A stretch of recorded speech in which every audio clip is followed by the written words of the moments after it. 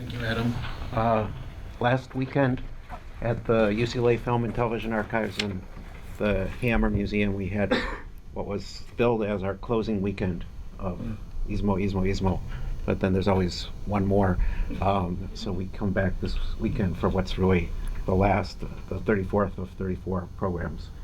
It maybe opens the door for the next incarnation of Ismo, which would be the tour, taking these films to Latin America and elsewhere in the United States and wherever else.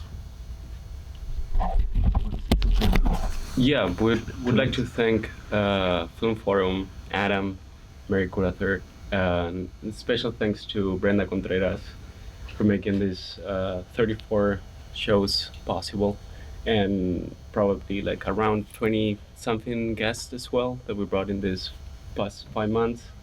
So I think it was a very special project. Adam described it, the scope of the project behind the screenings and behind the book, and it is, I think at this point we can say, and we were convinced at the beginning as well, but now we can confirm it, that it's a great beginning for other researchers or other curators to start looking at new dialogues between Latin American films, experimental films.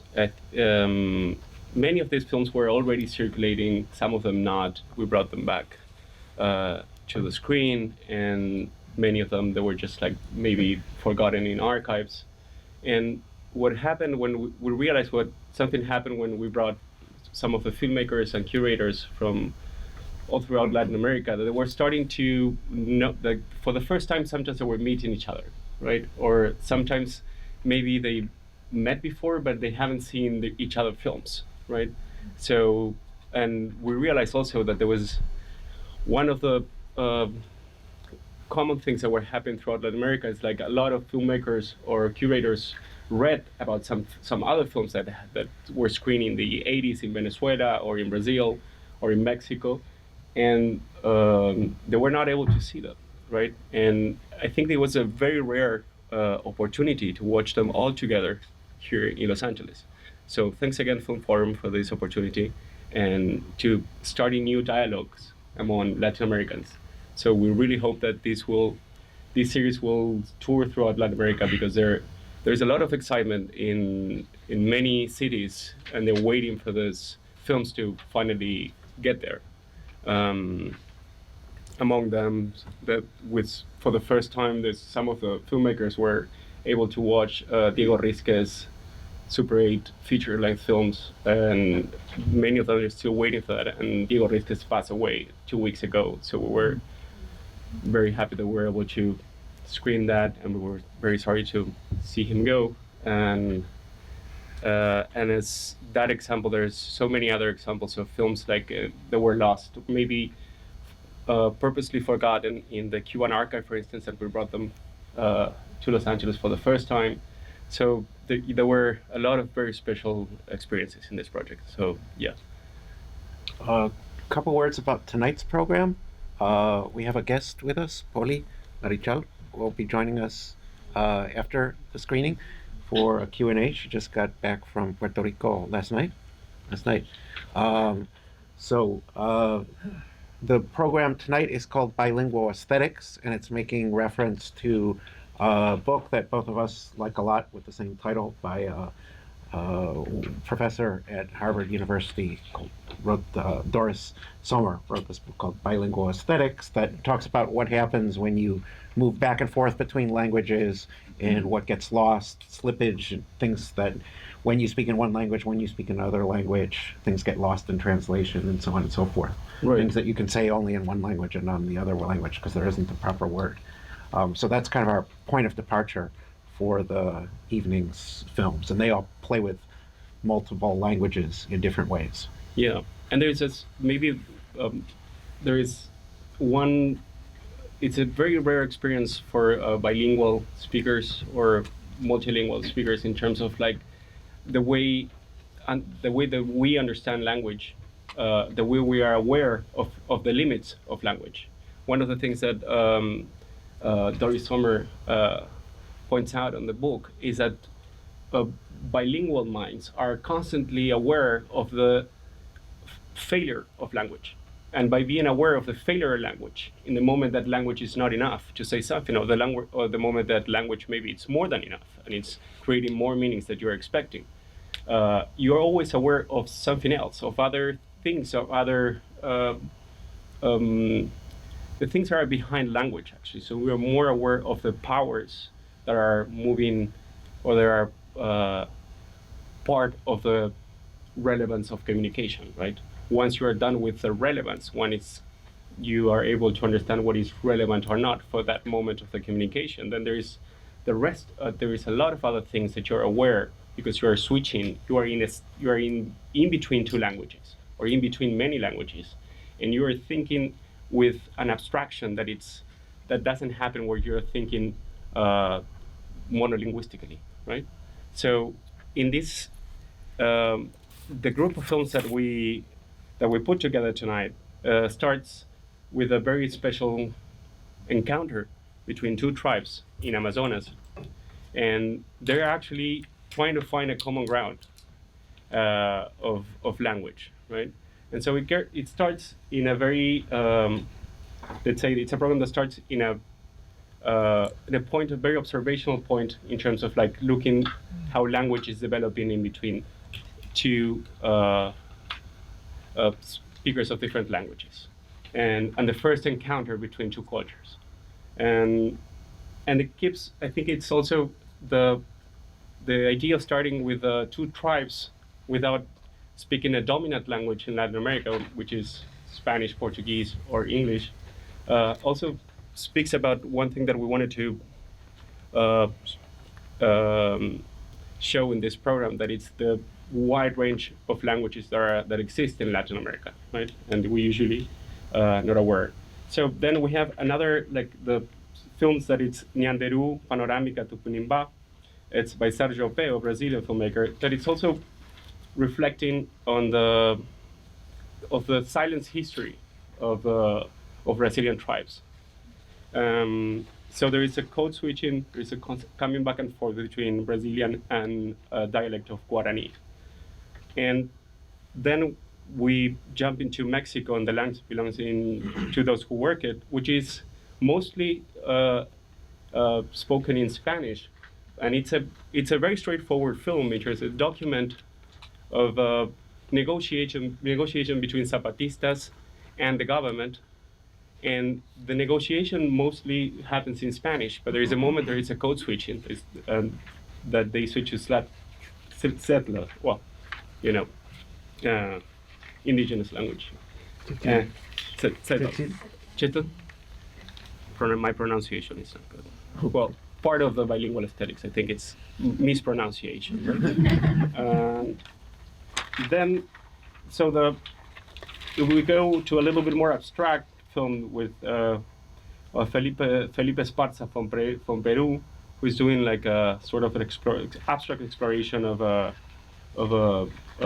religious ceremony, and we've slowly switched to a more humorous aspect of the program to close it with Dilema Burundanga Boricua, Poli Marichal, and that probably she's going to stay and you're going to talk about it, but maybe we can say a word about Burundanga, which is Burundanga. Burundanga is a mixture of many things. In a way, it sort of represents Puerto Rican culture, which is basically like an incredible melting pot of cultures. So when you talk about Burundanga, it's like this melange, this mixture of things. And it's that subject matter, but also in a political, social, and existential way. And maybe it's a paradigmatic example of one of these words that just can't be translated. Mm-hmm. Yeah. And right. even if it's a Spanish word, you could travel to, It's an African, yeah, right? you could travel to other parts of other Spanish-speaking countries where nobody would know what that word meant. Yeah. So that's about it. Okay. Yeah. I hope you guys enjoyed, and then we'll stay to talk after to talk to Poli. Well, Maybe you can start. We can start by telling them the context of was a piece that you finished in 1990, right? 1990. And that was during the 80s. You were working with a Cine Grupo La Red. During the most of the 80s, I was part of a group in Puerto Rico called Taller de Cine La Red, and we were a filmmaking collective. We were doing Super 8. Most of us, were financing our own films. We wanted to do films that were a little different than the usual things that were financed by the Puerto Rican government, which usually were very conventional documentaries. And there's always been a problem with having like a film industry in Puerto Rico because the island is not big enough to sustain a big film industry. So it's mostly commercials, documentaries, some shorts, and every once in a while there's a feature film. But that hasn't changed much throughout the years because unfortunately, it's really hard to not so much make the film but distribute it and make some money out of it. But we weren't really interested in making money, otherwise I would have done so. I worked in advertising for many years to sustain my experimental work and my art in general. So in my case, I was the only experimental filmmaker in the group. They all wanted to do documentaries about the political situation, this and that, but they were more like conventional in the way they told the stories, etc. And I was more interested in experimenting with narrative and the visuals and with using the film emulsion as a canvas, because my background is in the fine arts, so I studied painting and printmaking. So I used the emulsion as a plate. I would engrave it using carving tools I use for printmaking. And I also use Clorox to dilute the emulsion and create gradations. And I wasn't interested so much in making pristine, beautiful images, but more dramatic or colorful, or I don't know. I wanted to experiment with the whole format. And even the whole, I wanted to create a portrait of Puerto Rico that involved some irony, of course, and because they always talk Puerto Rico, the shining star of the Caribbean and stuff like that.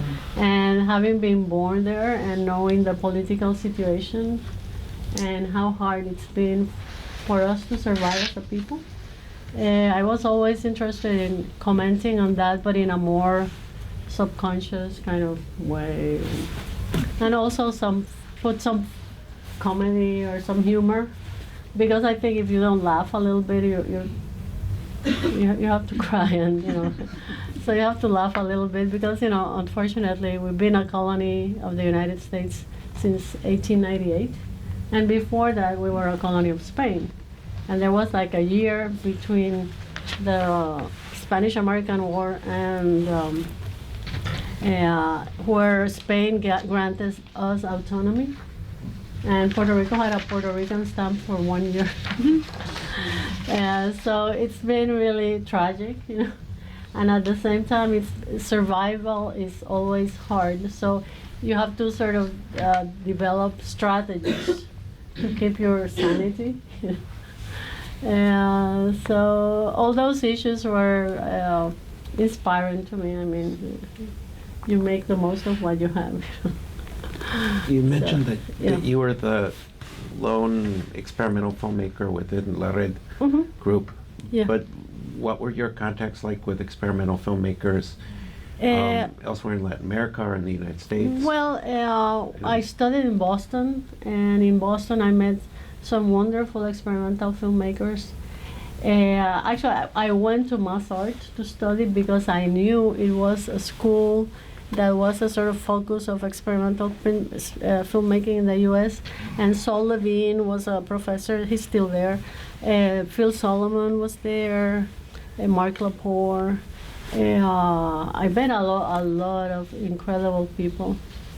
I met Carol Schneemann for a little bit, And I also wanted to work in animation, and at that time also Carpenter Center at Harvard University had a residency program for animators, so I met Caroline Leaf there, and what's her name? This other animator, I can't remember her name. But you know, some incredible people who were working in animation and also in experimental film. And that really inspired me to continue, because I had started painting on film in Puerto Rico before going to Boston. On 35, it was the only celluloid that I could get my hands on that was big enough. But then, you know, I realized I can't do it on Super 8, so I started doing it on Super 8, which is a little harder because the frame is so small, but it's cheaper. You know, I didn't have the money to paint on 35 and then take it to an optical printer, so that sort of determined the kind of work I was going to do in film. And in Puerto Rico, there was another filmmaker, you know, an artist from Ponce, Luis Munet, who saw my work, and he also started, because I told him, listen, you can take film and paint on it. So he started working in a similar way and did some really great stuff too. And then I started participating in international film festivals. I went to, I sent my film first to the Sao Paulo International Film Festival. I sent Underwater Blues, and it won for the soundtrack. And I was shocked because I did that. I did the soundtrack using a kazoo, like you know, like because I love Duke Ellington, so I did a sort of take on Indigo Blues and stuff like that, but using, like, you know, the most rough things. And then I went to the Montreal Film Festival, the Caracas International Film Festival. That was incredible. I met Diego Risques there. Not only I met him, Diego came from a very wealthy family, and he had a house, like a giant bohío made by the Yanomamo Indians. A bohío is like this big hut, like a straw hut, in the top of this mountain that could house 100 people. And we had one of the parties of the festival was there. It was kind of funny because they took us to the boonies in the outskirts of Caracas, in this mountain, and the only thing they had there was rum and peanuts. And I was like, okay, so, and I was hungry. We were, see, and I'm not a big drinker, so I had a little bit of rum, and I said, I have to eat something or else, and it was like midnight, and I said, is anybody going to bring a sandwich, at least something? So we hitchhiked. Diego and his people, they were having party. They were having a big party. It was packed, So I just, with a few of the international, filmmakers were there. We went to the side of the road, and a truck driver gave us a lift to Caracas, and we told him, do you know any restaurant that's open all night? And he took us to one of these truck drivers place, and we had the greatest food. But it was, it was some experience. And he was out there, but he was an incredibly talented guy. And I saw a lot of his work. I saw Bolívar Sinfonía Tropical, and I saw Orinoco, and I saw the other one. America, yeah. And he was an incredible person. So I'm really sad that he, passed away so young. Relatively young. So. And that was an experience, Caracas, because that was when they had tons of money, and the festival was so well organized, and we have films from 9 in the morning till midnight. And that was this Super 8 festival, right? Only Super 8, from all over the world. And that lasted for a couple of years, was it? I think a little bit more, maybe like 3 or 4 years. And Carlos Castillo was the director. Right. And Julio Neri. Yeah, and Julio Neri. So yeah, I met some filmmakers from Brazil. I met people from Argentina, Chile, Peru, from Belgium. I'm still friends with some of the filmmakers I met then, and I also went to the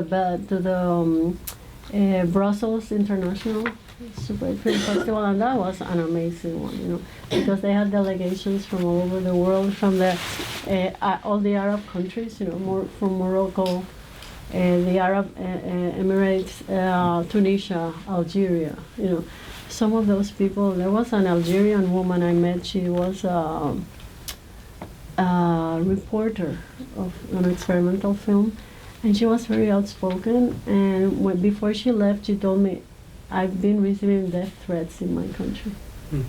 And I never heard from her again. So I mean, people from the Philippines, they were doing this incredible, very revealing Super 8 films about the sex trade in the Philippines. I mean, some incredible work. So for me, that was very inspiring. It really enriched my life.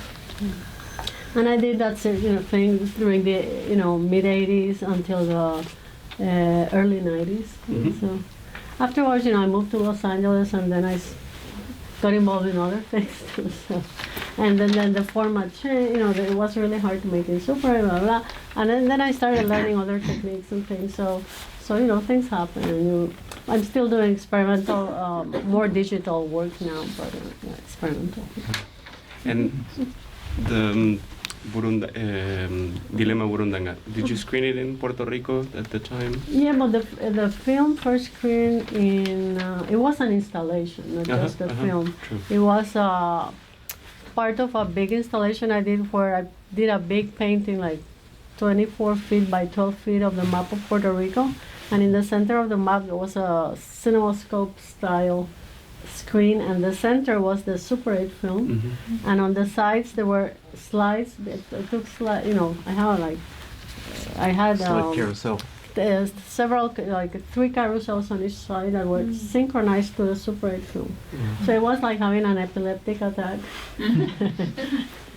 about Puerto Rico, and we toured with the installation throughout Massachusetts. We went to Boston, Lawrence, Springfield, the Berkshire Mountains. I mean, all over the place. And it was really interesting because a lot of, we went in Lawrence, there's a big Puerto Rican community that lives there.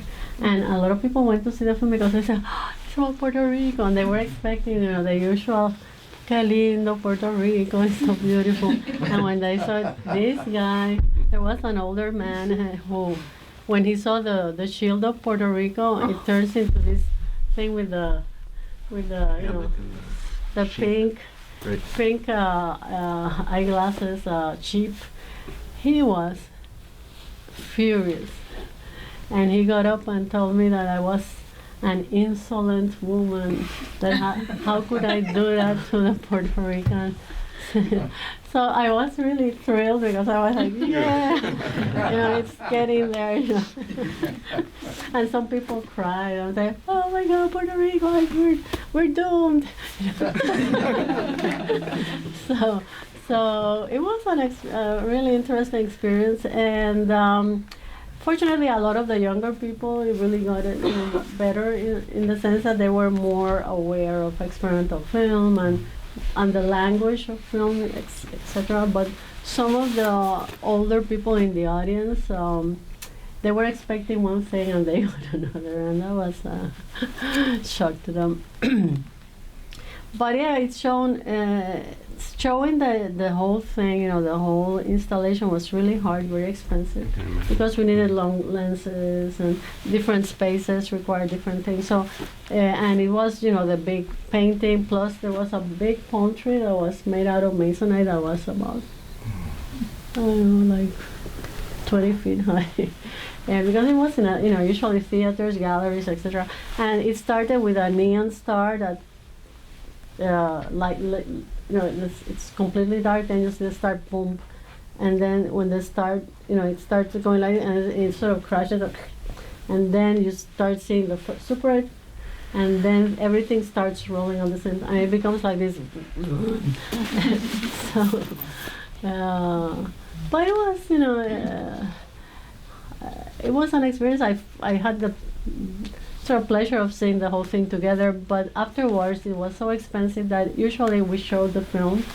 It showed in the Dominican Republic, it showed in New York, it's shown in a lot of places, in Chicago, different places in the U.S.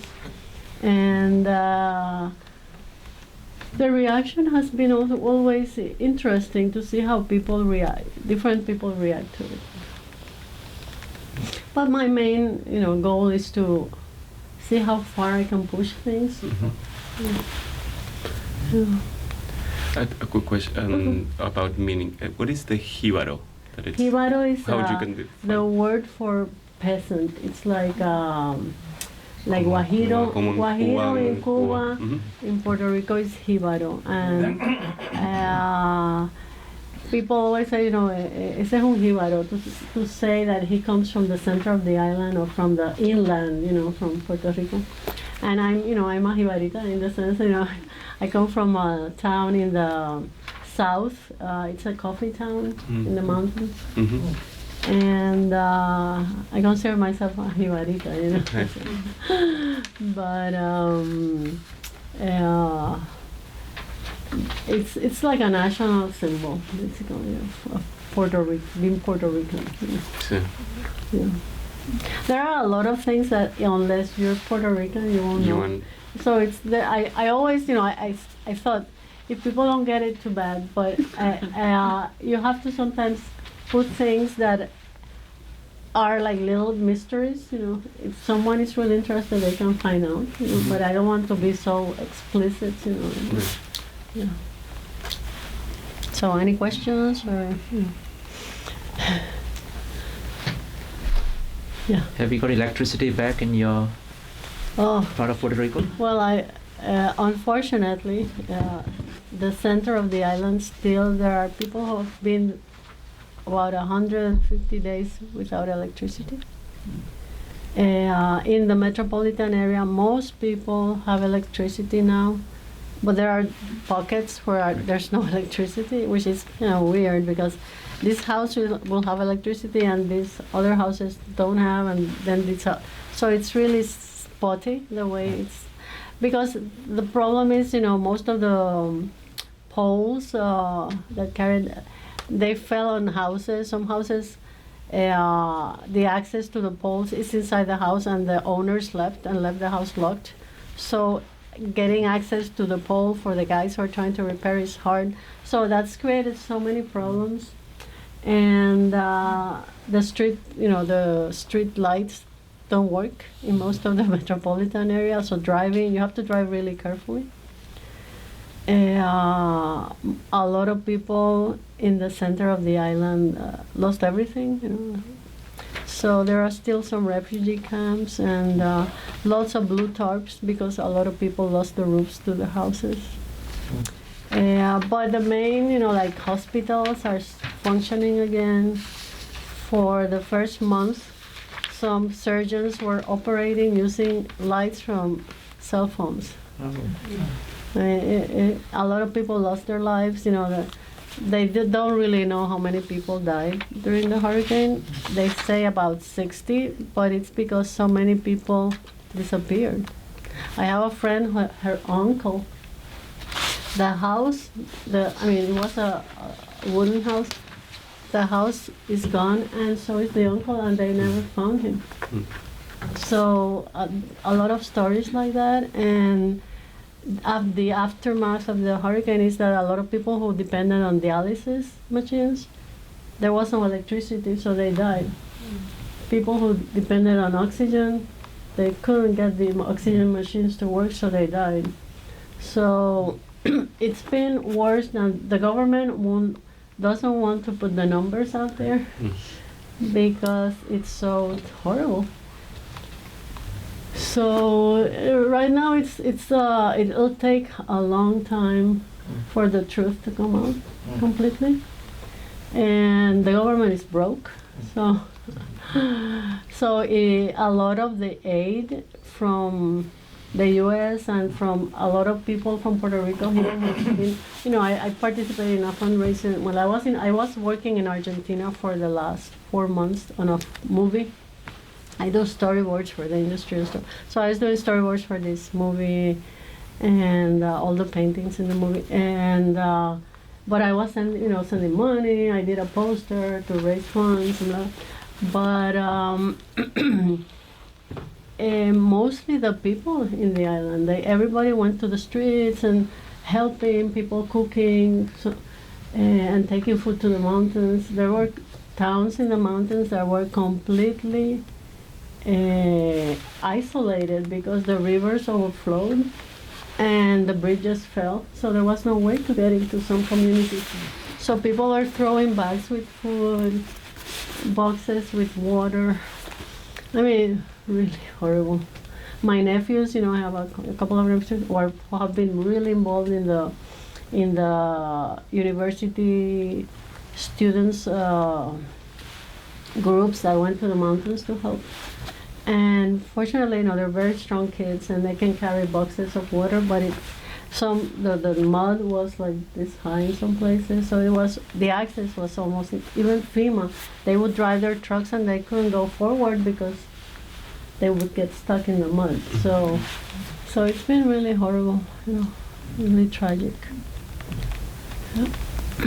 So, well, we'll survive. There are other places in the world that are faring worse than we are. So,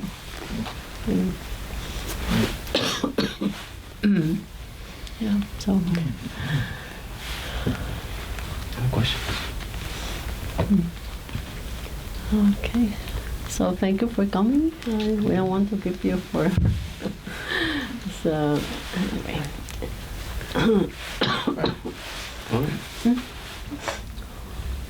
Yeah. Well, thank you. Thank you very much.